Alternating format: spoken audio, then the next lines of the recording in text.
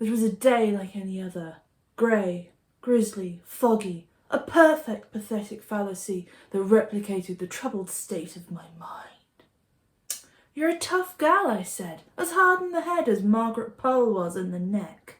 I had to keep telling myself that you've not backed down yet. You've been beaten silly by academic journals. Watch students go crazy with overwork, face down Ainsley Harriott posters, been shot in the arm by Star's historic dramas until you're as crazy as a couple of galliarding mice. But I couldn't keep narrating thematically to myself. That's when the dame came to my door. When your head says one thing but life says another, your head always loses. I knew she was troubled by the way she walked.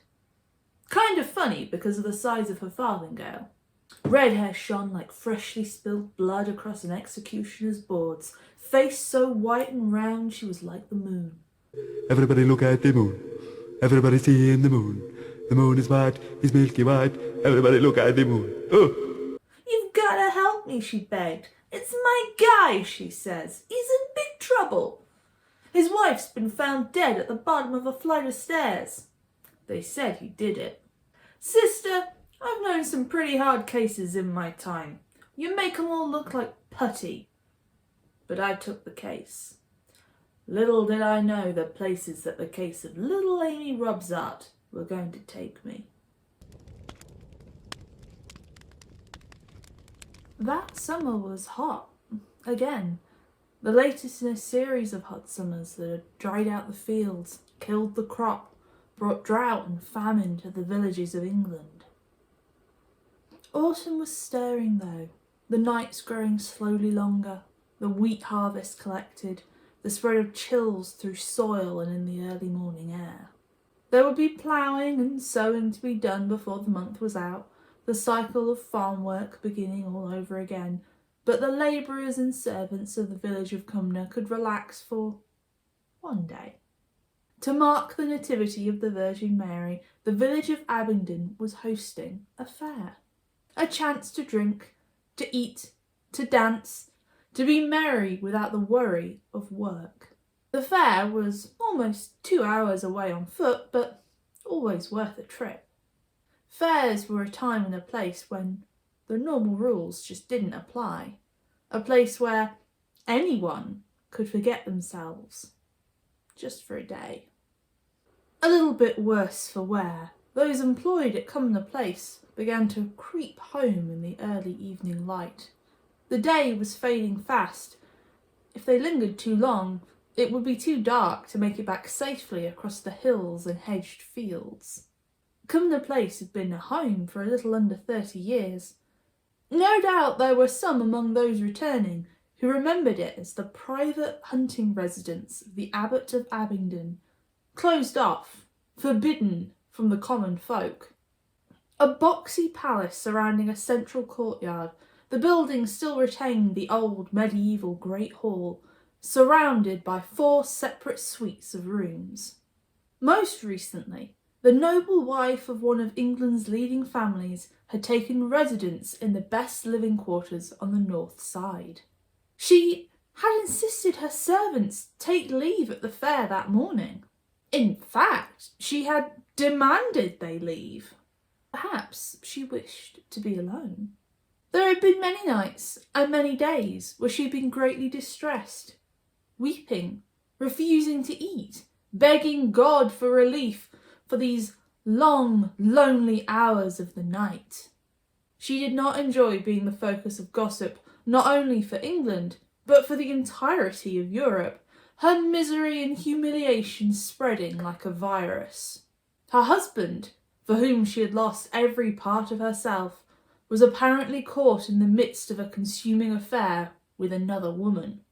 Not just any woman, the very Queen of England. What did it matter?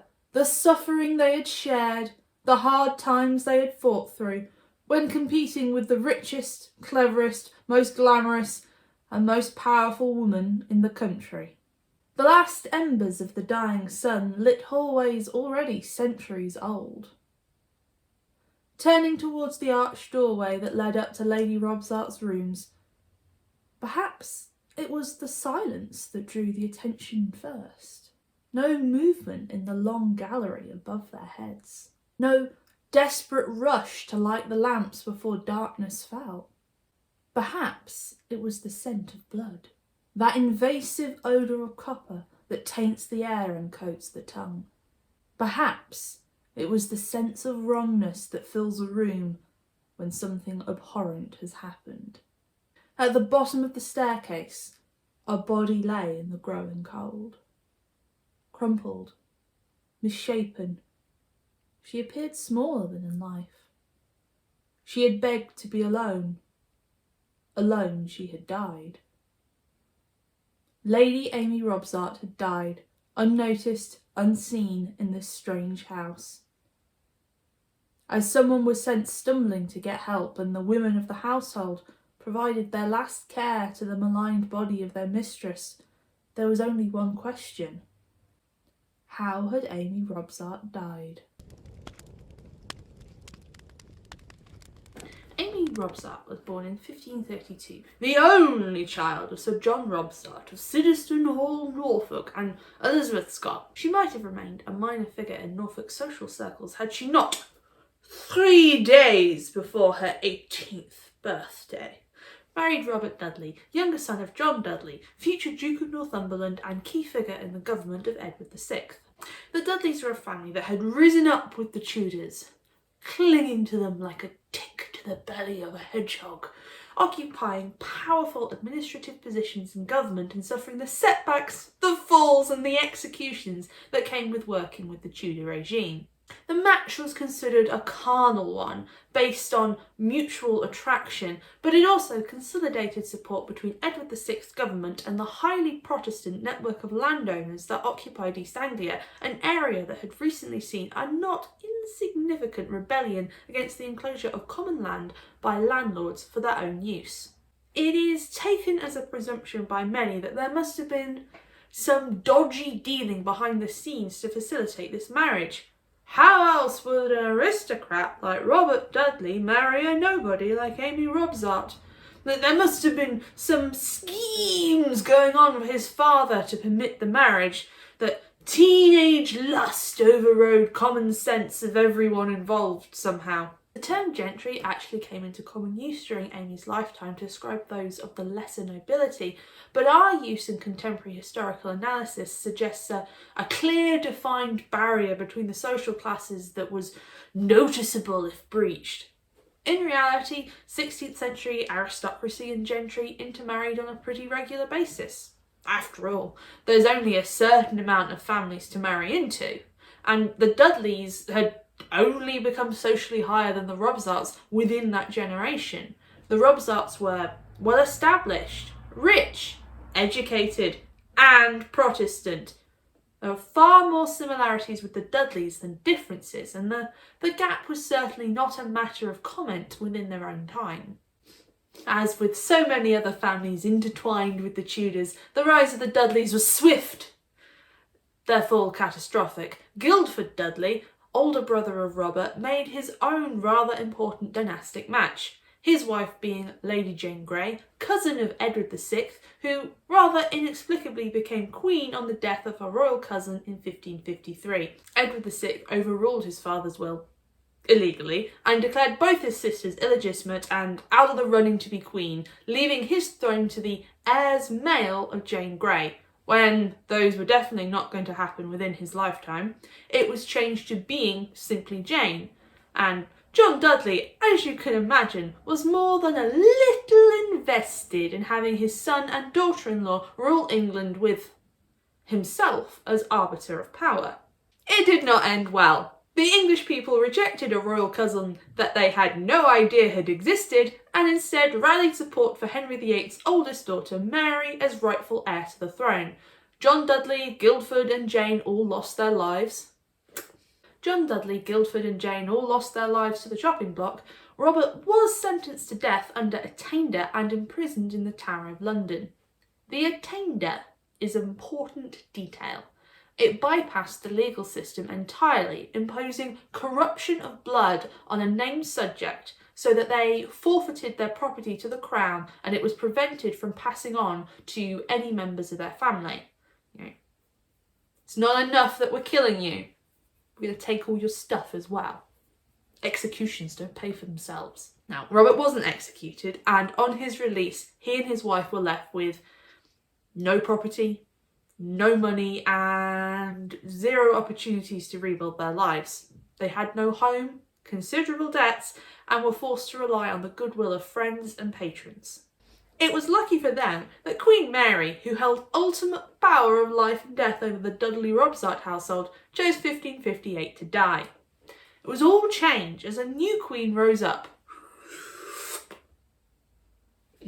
Elizabeth, and things can only get better. Dudley and Elizabeth, well, they've been chums since childhood, and she's stocking her council with long-standing loyalists to her cause. Dudley was one of the first amongst them, being appointed a Knight of the Garter and given the plum job of Master of Horse. This meant he managed the accommodation and stabling requirements of nearly 2,000 people on a daily basis, had a position on Privy Council, and was by the side of Elizabeth at any moment that she called for him. As was the style at the time, Amy did not reside at court. Wives of courtiers did not attend court as a general rule unless they had a job themselves. They were needed at home. They needed to maintain the household, run the estate, look after children. Now, Amy didn't have any of those yet, but she was actively looking for a house, and it was presumed at some point those things would come along.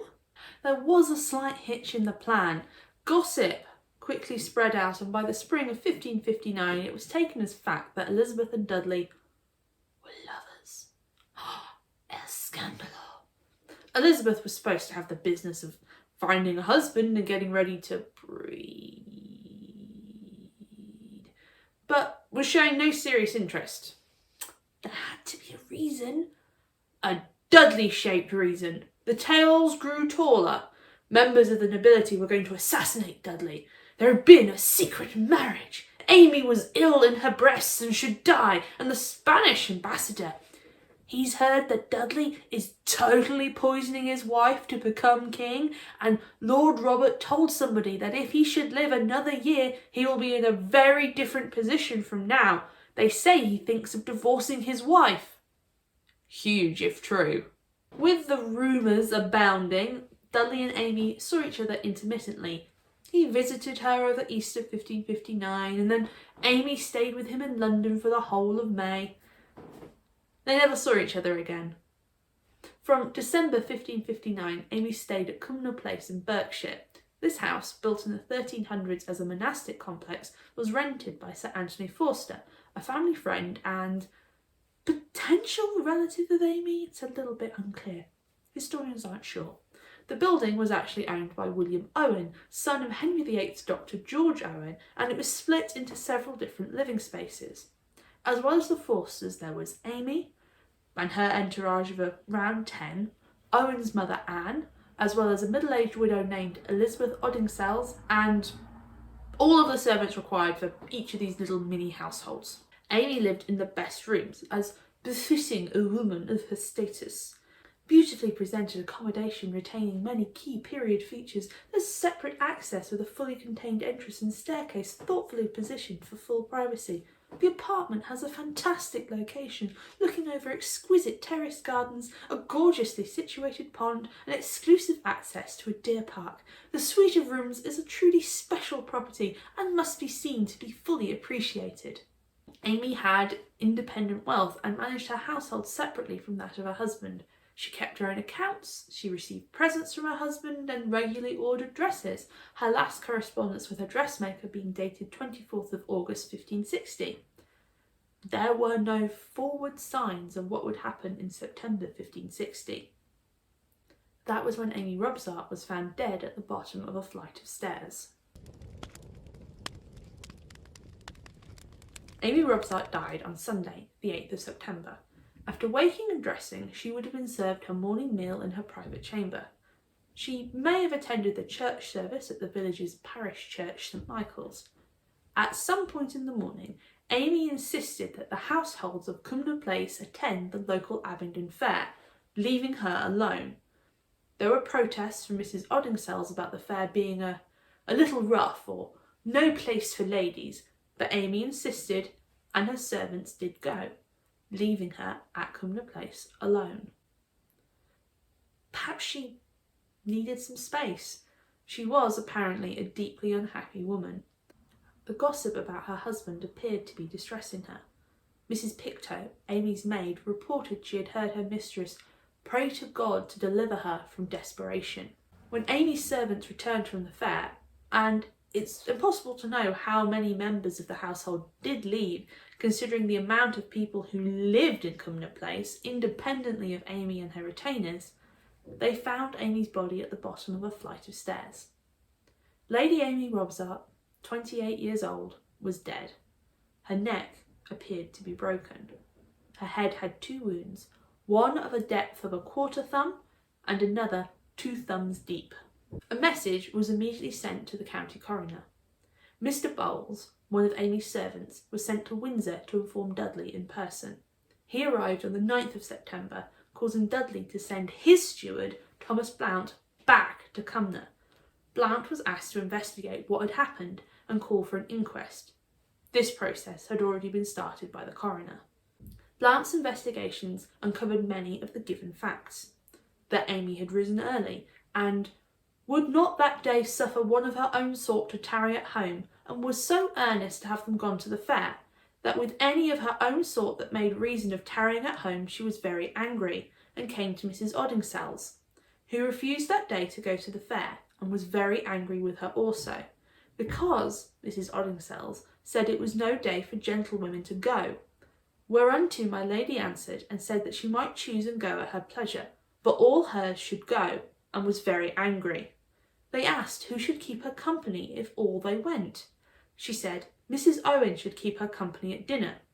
The same tale doth Pictou, who doth clearly love her, confirm.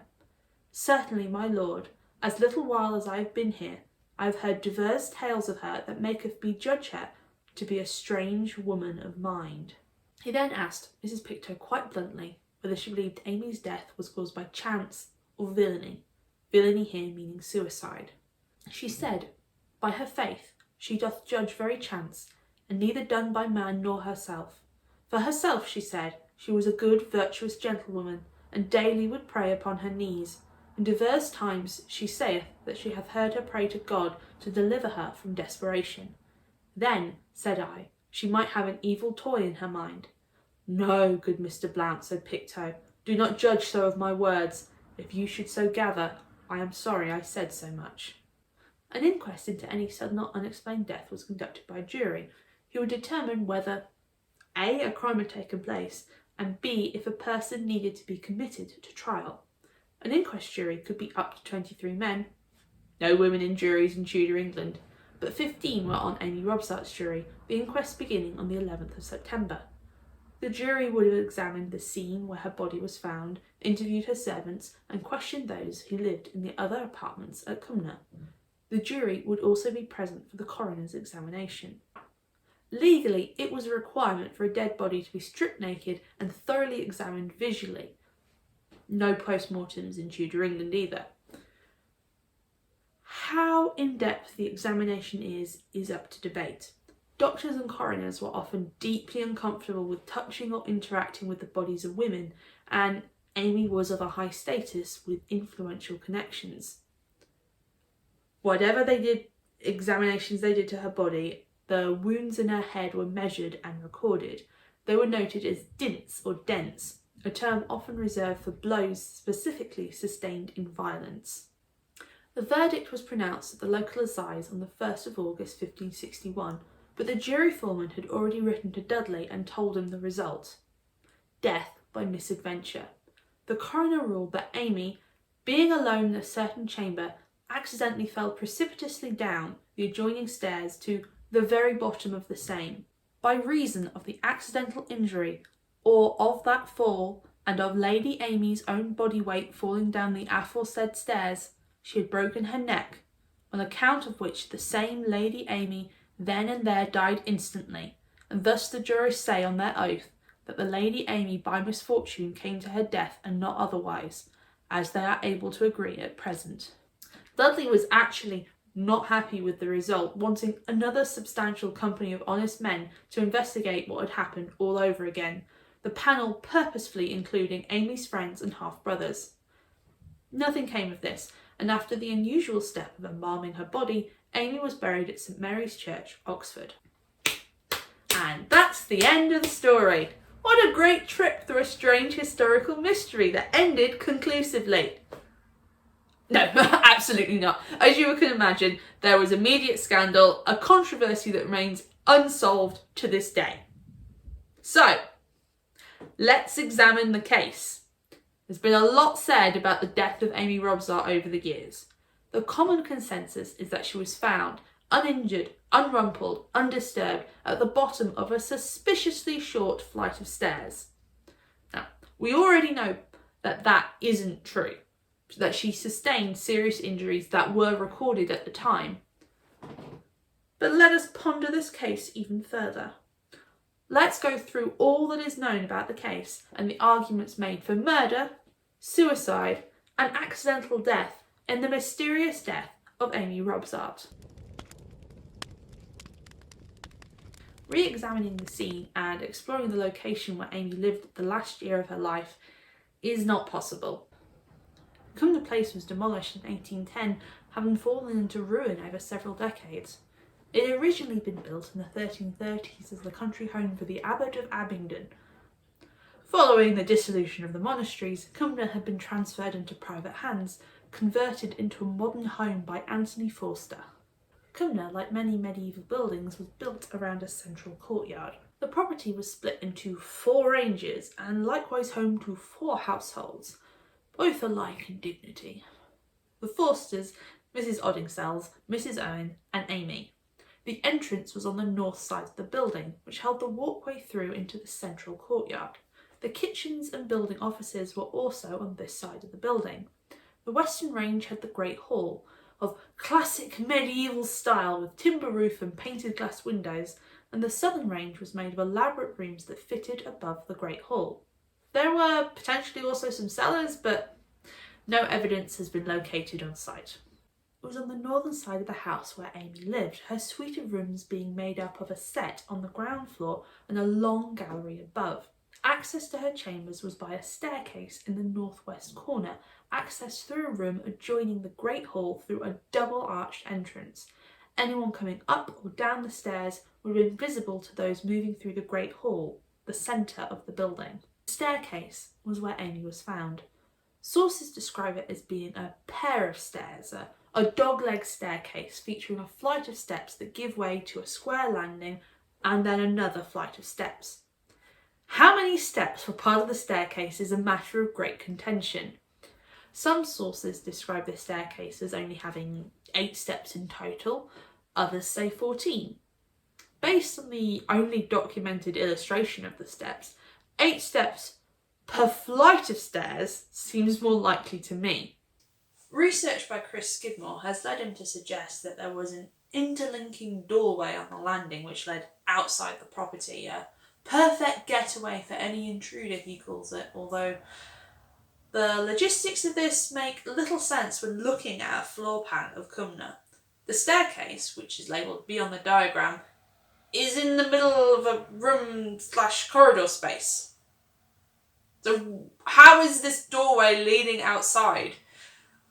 Maybe it was a servant's entrance, or even a remnant left behind by the Forsters' refurbishment of the property, but how it goes outside doesn't make any sense to me.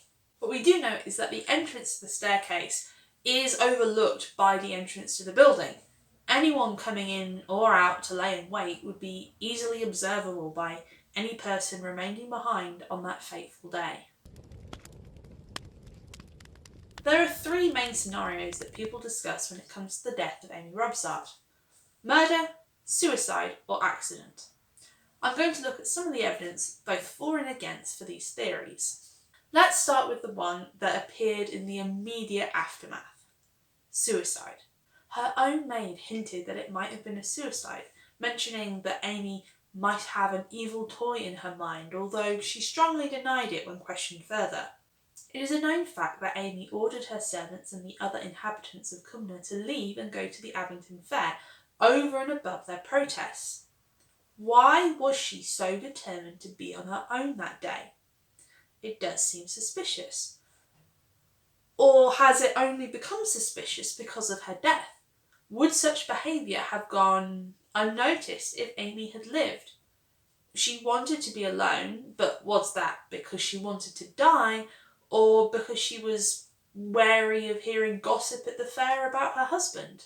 Suicide was considered a mortal sin, and suicide victims would be denied a Christian burial, barring their soul from heaven. Amy was a religious woman and would know the risks of being known as a suicide, as well as the damage it would do to her immediate family and friends. Even if it was suspected by a jury, there was no guarantee they would return a verdict of suicide. There is considerable evidence that shows how coroners' courts and officers of the law deliberately concealed suicides for centuries to maintain the social reputation of victims. That said, records from the time do exist from known female suicides, with drowning and hanging being the most common methods recorded. That does raise the question of method for Amy. Throwing yourself down the stairs seems a particularly inefficient way to die, especially when she did live right next to the kitchens, full as they were with sharp objects and potential poisons, and her apartments overlooked a water feature. Throwing herself down the stairs is a high-risk scenario that doesn't bring the guarantee of death, and if the stairs were as short and small as others have suggested, then it begs the question why she would have even used them. The decision to take one's life is often an impulsive act, so she may not have been thinking things through, but there's also the question of location. The staircase to Amy's apartment was right next to the Great Hall, and there was no way of ensuring that she wouldn't be interrupted or witnessed. Yes, she had ordered her own servants to go to the fair and Mrs. Oddingsell's, but she didn't have control over the servants of the other 3 living quarters. Added to that, she had specified that Mrs. Owens could remain behind with her, but I couldn't see anything in my research that said whether Mrs. Owens had remained in the building or not. Was Amy alone? Doesn't that change everything? This was a scenario where she had no control over who might witness what she was about to do, where she had no reliable means to ensure her death, and would be making the attempt in the busiest part of the house she lived in. So, for me, I personally find the suicide theory doesn't fit the situation. I don't think it fits the known evidence we have. That brings us to the next theory, that of accidental death. Dying from falling down the stairs? It's more common than you think. Falls are the second most common cause of accidental death, killing twice as many people as drowning, fires and burns combined. Over 70% of falls down the stairs occur on the first 3 steps, and the highest risk stairs are those with fewer than 10 steps. This would match a scenario of Amy coming down the first flight of stairs, getting to the landing for the second steps, and tripping on that second staircase. Women are also typically more prone to falls down the stairs, with clothing and shoe styles increasing the risk factor. Other common risk factors in stair falls are irregular step dimensions, bad lighting, eroded treads. Cumnor Place was over 200 years old by the time of Amy's death, and while that list of risk factors really does sound like a medieval staircase that's been through a lot of use, what is also important to consider is what exactly caused Amy's death. It has been commonly remarked on how unusual it is for Amy to have died from a broken neck with no visible injuries to the body. But in actual fact, 46% of those who died from falls resulting in acute cervical spine fractures, i.e. a broken neck, have no facial or head injuries. And this common belief is a complete misinterpretation of the facts. Amy did have 2 head injuries, suggesting her head hit the edges of the stair treads. If we take the data for all falling deaths, 80% of those cases result from craniocerebral trauma. But that still doesn't answer the key question of what actually caused Amy's death. The jury's verdict was that Amy's death was caused by the falling weight of her body breaking her own neck, but we don't actually know the order of events. Did she fall, break her neck, and then hit her head as the momentum carried her down, or did she hit her head and then break her neck as momentum carried her to the floor below? There are no recorded other injuries to her body that might suggest attempts to stop her fall, broken nails, scratches, bruising, that would indicate that she remained alive as she came to the bottom of the stairs. That said, it does take time for marks to show on her body, and just how detailed the examination of Amy is debatable. What we do know is that the jury visited the staircase and the scene, and were apparently sufficiently convinced that a person could indeed fall down them, and that there was enough evidence on site to convince them. I say evidence. What constituted evidence for the mid-16th century gentleman farmer is a bit up in the air, really. Whatever they saw and the questions they asked appeared to have satisfied them that Amy died by tragic accident. Related to this theory, it was posited that Amy might have been in an advanced state of terminal breast cancer. This cancer would have weakened the integrity of her bones, and as she walked up and down the stairs, caused a spontaneous fracture of the vertebrae that killed her. There were contemporary references made, particularly by the Spanish ambassador, that Amy had a malady in one of her breasts that was slowly killing her.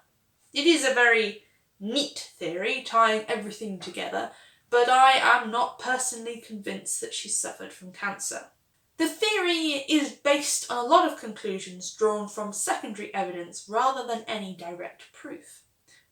Obviously, examining Amy's body is impossible. Not only is she skeleton and quite dead, she was buried in St Mary the Virgin Church in Oxford in the eastern end, and the chancel was severely damaged following a fire in 1946. During reconstruction of the building, the area where Amy's body is was discovered to have been filled in and dug over at some point over the previous centuries. The graves had been destroyed, the bodies crushed, scattered, and utterly unable to be reconstructed. We cannot examine her body to know whether she had metastatic cancer. However, we can look at her life in the preceding 2 years and see if there were any signs that she was physically unwell. As someone who has cared for someone in the final stages of cancer, there aren't any signs that I would recognise in the last years of Amy's life. Amy had a very active travel schedule, moving across the country for large distances. If she were in such a fragile state that walking down the stairs could kill her, this type of movement would be both dangerous and unbearably painful. There were no changes to her routine, such as alterations in diet or clothing that might suggest an ongoing physical disability, and more importantly, there are no records of her receiving any treatments or visits from a physician. While Tudor medicine could not treat cancer, and they were definitely not aware of how it was caused, they were aware of it. They did know it. They did have treatments, as ineffective as they were, and there just aren't any records of Amy taking medicines, being bled, or taking any kinds of pain relief. Visible evidence of a tumour or pitting in the breast is not mentioned in the coroner's report. Her servants don't make any mention of her being ill or having been in a position to deliver intimate care, such as bathing her or assisting her going to the toilet. And the language used to describe Amy's ongoing state does not use contemporary Tudor dialogue which is used to discuss cancer. While cancer was seen as being a disease that especially impacted women, cancer itself was discussed in very particular terms. For them, it was a sentient, corruptive influence that destroyed from within and personified with comparisons to wolves, worms, crabs, snakes, and scorpions. None of this language used to describe cancer is applied to Amy. Now, what it is more closely described of is in terms of melancholy and overloading of black bile. It was believed that women could become physically ill by sadness, melancholy and heartbreak, which caused actual physical symptoms in their bodies. Amy was not eating, she was distressed, she was praying excessively and described as having pain in her breast. Discussions of being ill and poisoned may be more likely to be talking about her having depression and the impact on her physical health. There is nothing to suggest that Amy had any form of cancer, certainly not to the extent where it spread to her bones, not without her servants knowing about it, not without care of a physician, and not without it having a serious, noticeable, evidenceable impact on her life. Why would her servants even follow her wishes and leave her alone if she was so weak and ill that she couldn't walk down the stairs? Right. No, we're not getting off track talking about cancer. The theory of Amy having breast cancer is interesting, but makes absolutely no sense when we look at Amy's actual life. So, that leaves murder. If Amy Robsart was murdered, who did it? Who stood to benefit from her death? It's always the husband. Or at least that's what crime novelists and true crime podcasters would have us believe. Yeet! The number one suspect in Amy's death was her husband of 10 years, Robert Dudley. On the moment of Amy's death, the rumours started, centred on Dudley hiring men to kill his wife, leaving him free to marry Elizabeth I and become King of England. Who wouldn't give up everything to found a brand new ruling dynasty? Members of Elizabeth's court were threatened by Dudley's influence with the Queen and were wary of his potential ambition. Nicholas Throckmorton, English ambassador to the French court, spread gossip about Dudley's intentions, and William Cecil, principal secretary to the Queen, was quite a chatty Cathy to the Spanish ambassador, despairing that Dudley and the Queen wished to marry and were going to kill Amy by poison, giving out that she were ill, but she was not ill at all. It is worth interrogating just how reliable these two men were as sources for information. They were both not cool with Dudley and used the scandal to promote their own political ambitions.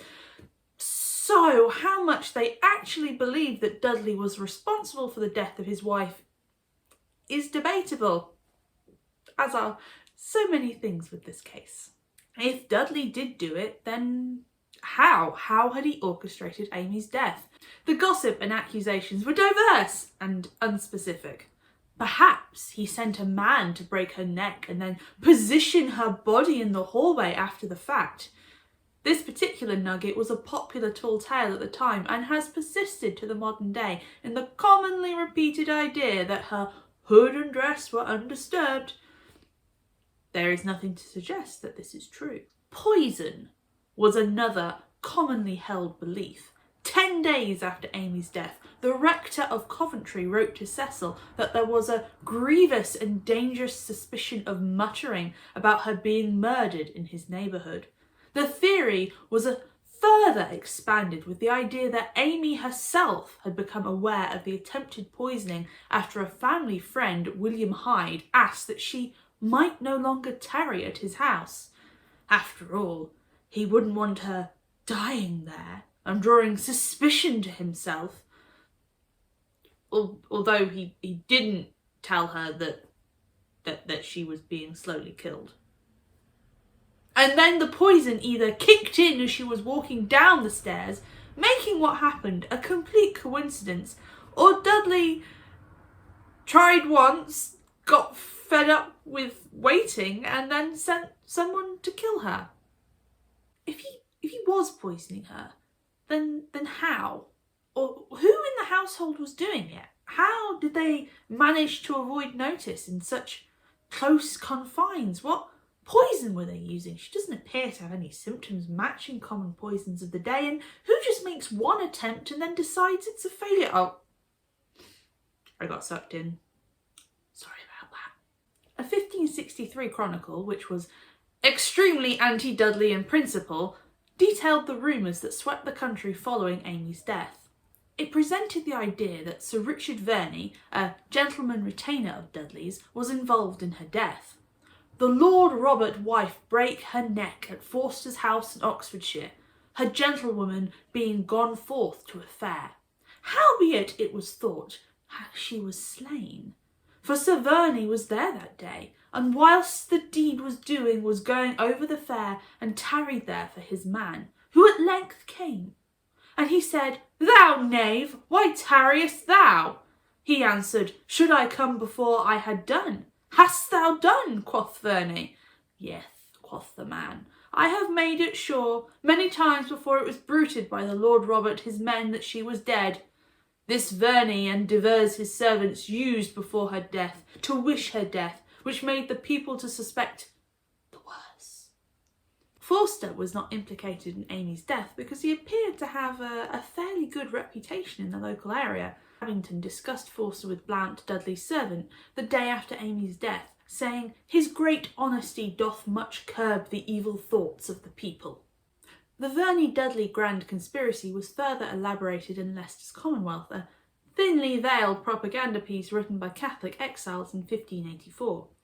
In this version, Richard Verney went to Cumnor Place personally, fooled the servants to leave himself alone in the house and they go, which is not suspicious at all, and broke Amy's neck with his own 2 hands. The jury is not fooled by his master conspiracy. Such works of investigation, and declare Amy's death a murder. They orchestrate her being secretly buried at Cumnor Parish Church, and then her public burial at Oxford for...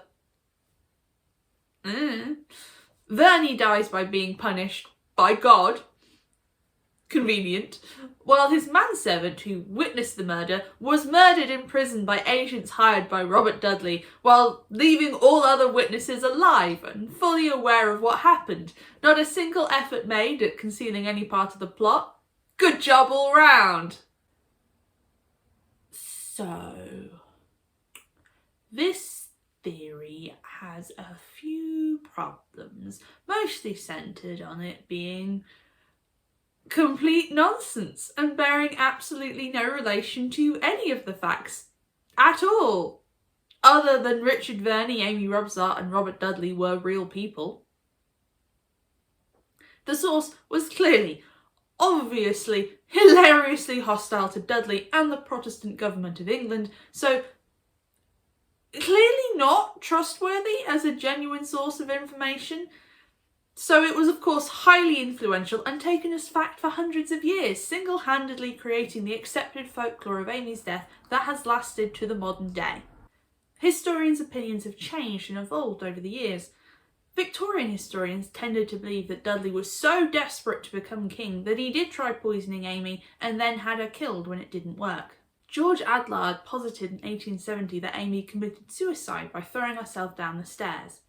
A.F. Pollard, known for his biographical work on Henry VIII, argued in 1910 that Amy's death was so suspicious and unnatural that it had to be a natural death, as the reaction to the assumption of murder made the intended purpose, the marriage of Elizabeth and Dudley, completely impossible.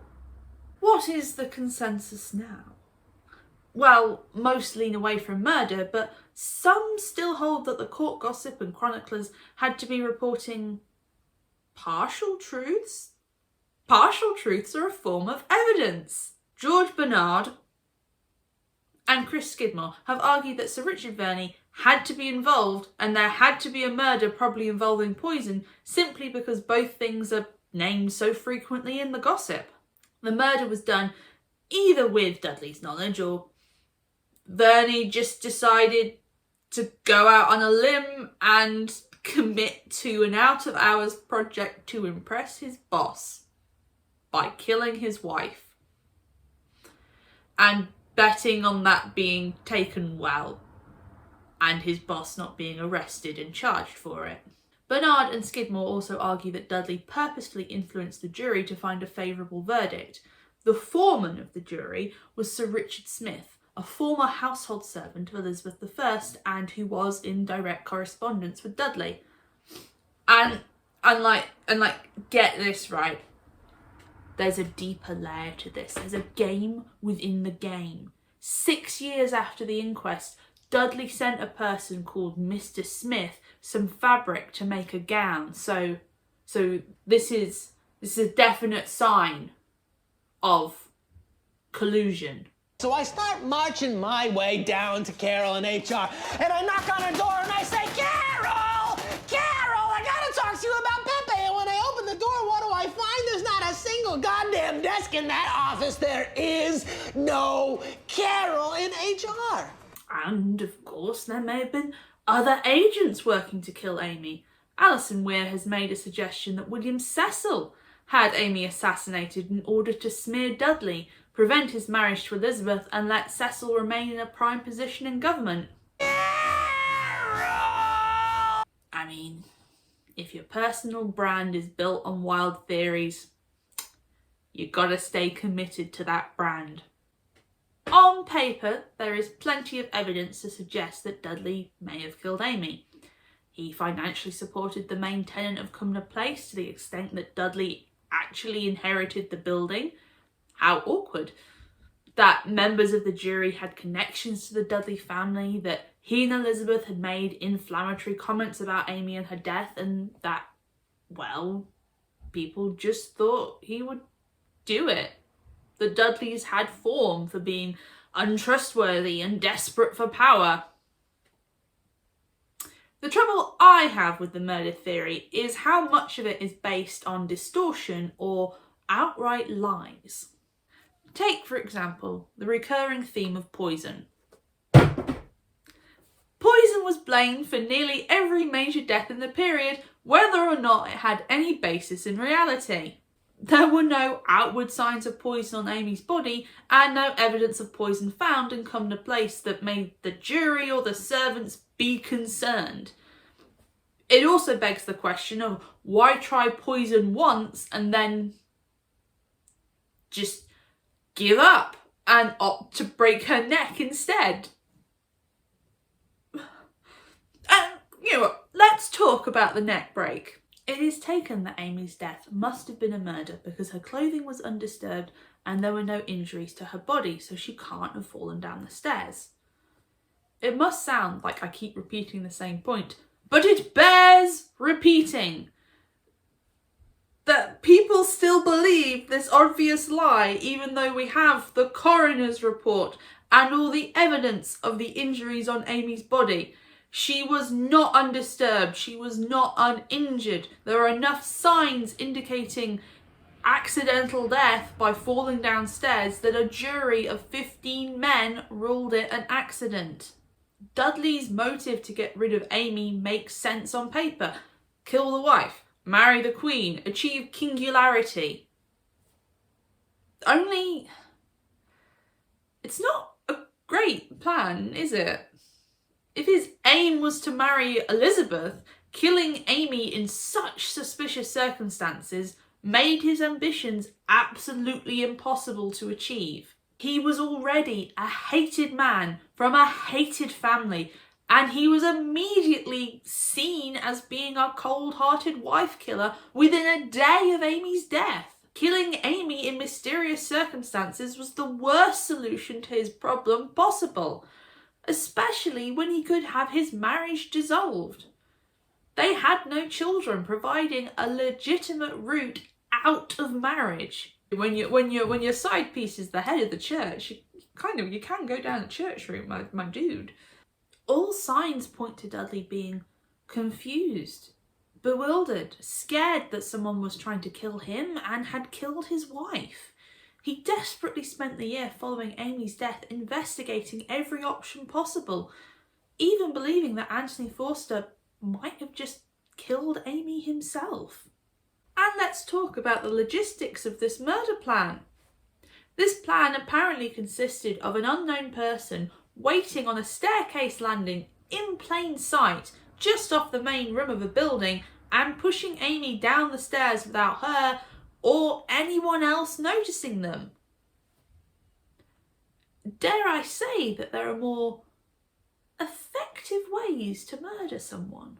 This person travelled from court, presumably, and arrived at Cumnor Place to be unnoticed by anyone living in the 4 separate sets of rooms that were in the building. They were able to speak with Amy at some point before the day of her death, without anyone else being aware and without drawing any suspicion from the other people living in the building and the surrounding area. There was a fair, so that could provide some cover, but they couldn't find a better cover story than demand everyone leave in a way that's only going to provoke comment and is going to be immediately discussed when your body's discovered.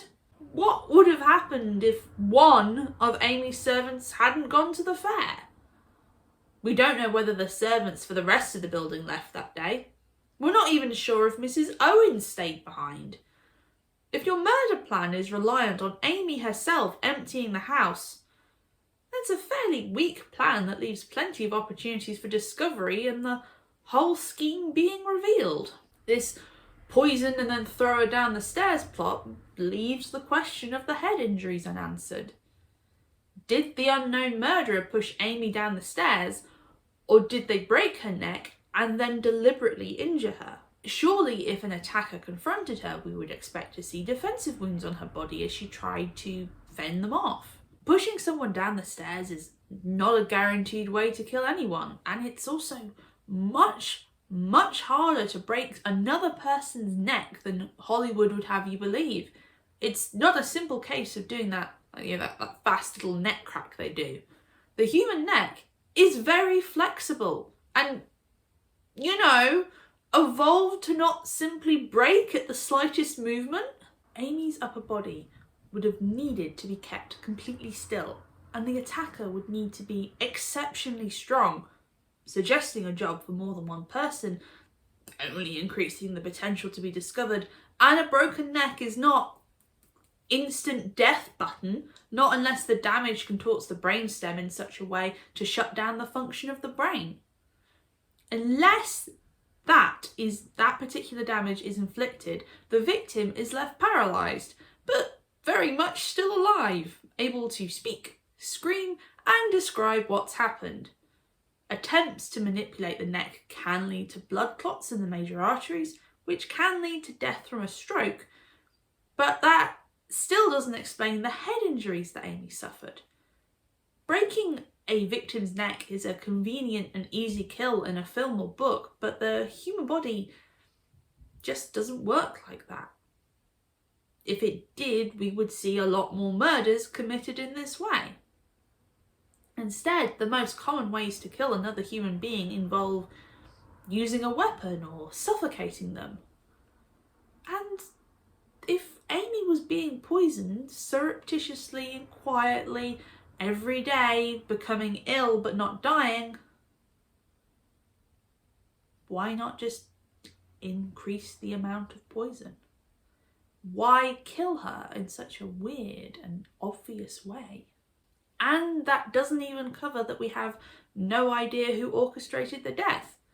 Whether it was Dudley hiring a hitman of immense strength but also able to completely vanish like a ghost, or just a dude trying to impress Dudley by killing off his wife for him. Look, what I'm ultimately saying is that this murder plot is a little bit like fine cheese.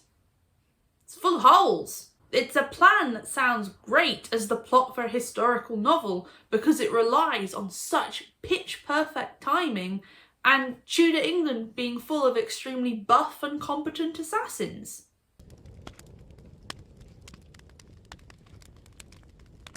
I am an extremely unconspiratorial thinker. I don't believe in wild theories. I don't tend to leap to conclusions. I hear hoofbeats before I'll ever believe there are zebras around. What do I think happened to Amy Robsart? She tripped and she fell badly, which caused a head trauma and a broken neck, the combination of the two killing her. I don't believe there was an orchestrated grand plot to kill her. Certainly not when Elizabeth I couldn't even get an assassin to kill Mary, Queen of Scots. I don't think Amy killed herself. I certainly don't believe she had such severe breast cancer she spontaneously had a neck break. For me, none of those theories match the actual evidence we have or make actual sense when I think about them seriously in the context of the time or the evidence or what we know. But it's a massive coincidence, huge motive red flag, very sus that Dudley was having an affair and his wife suddenly turned up dead. But unfortunately, life is not a story, and huge coincidences and massive suspicious red herrings do happen all the time. Abraham Lincoln's son was saved by the brother of John Wilkes Booth. The first and last men to die building the Hoover Dam were father and son. Or even just couples meeting and discovering they were long lost childhood friends. Weird, unfathomable stuff happens all the time. But as humans, we look for patterns and order and reasons that make the world around us make sense, especially when someone dies, when something cruel and senseless happens. We create stories to make the nonsensical seem rational, understandable, and fit into a narrative. Creating a narrative involving a highly elaborate murder plot or cancer or suicide seems far more reasonable than the idea of a woman just falling down the stairs and dying as a result.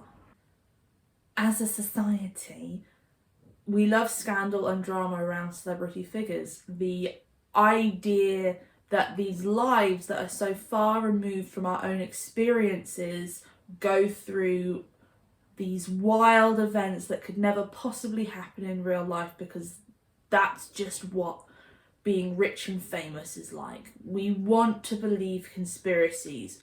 Oh, those co-stars are actually in a secret marriage.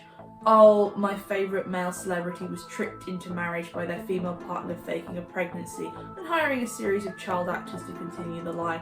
Oh, Katy Perry is a clone because cloning is a technology just available to the recording industry, and they're somehow convinced that Katy Perry is a talent still needed or wanted in the world. And this type of thinking was the same 500 years ago. Oh, Robert Dudley had to have killed his wife. Oh, the Queen's been pregnant multiple times and there's a secret plot to conceal her illegal children. Oh, Anne Boleyn was discovered to be the secret love child of Henry VIII and that's why he had to kill her.